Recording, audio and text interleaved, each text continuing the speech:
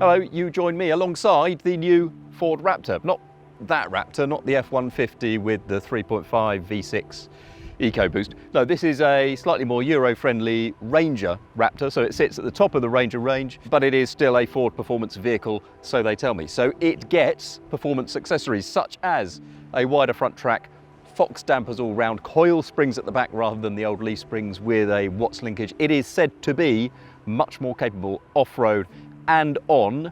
Instead of a big EcoBoost V6, it has a 210 horsepower 2-litre turbo diesel, but Ford says it is still very much a Ford performance vehicle.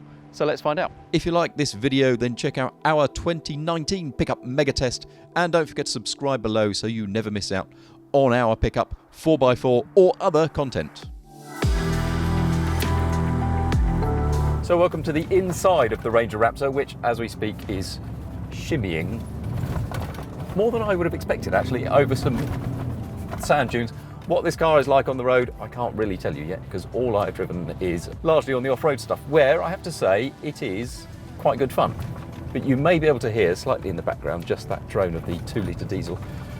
So bi-turbo diesel has a small turbo to get it going and a bigger turbo to take over when the revs are up. It drives through a 10-speed auto, which is new this year, I think, to the Ranger range as a whole. There is one engine option, and this is it. The Raptor's twin turbocharged diesel engine, made in Dagenham, is the first application for this new unit. And if you think that a 200 and something horsepower diesel is not quite as spectacular as a V6, you'd be right. But there's rather more to the Raptor than that. The chassis has been stiffened at the front, along its side rails, and entirely redesigned at the rear to accommodate the new Dakar style suspension. It costs in the UK 48 grand, which is £10,000 more than any other Ranger. I mean, if you work out what you get a fairly nicely appointed interior. Actually, there's leather on top of the dash. I get very, very nice seats.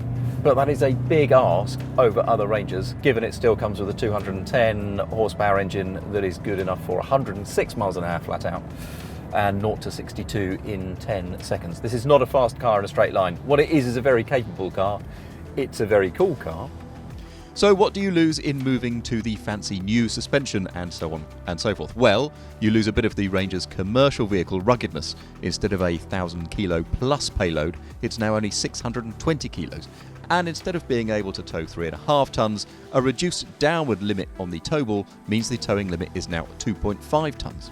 This newfangled rear suspension is meant to be riding bumps, not having large loads placed on it vertically. Now that's a laudable aim, though in the UK means that this Ranger no longer qualifies as a commercial vehicle, so you don't get the VAT back. And it gets these Fox dampers, which are quite squishy in the middle of their range, but they ramp up their stiffness towards the end. So actually the ride is pretty compliant. So we had a product manager in the car earlier who said the faster you go, ironically, the better the ride quality tends to get. I'm not entirely sure about that right now, but seems to know what he's talking about. Ultimately then, the Raptor is a curious vehicle. In no longer being classed, in the UK at least, as a commercial vehicle, it's a really expensive pickup with a modest diesel engine. But still, it does a passing impression of a Dakar spec cross-country rally car. And there is, it has to be said, an awful lot to like about that. Click on the left to watch the pickup megatest and click on the right to subscribe so you never miss out on another Autocar upload.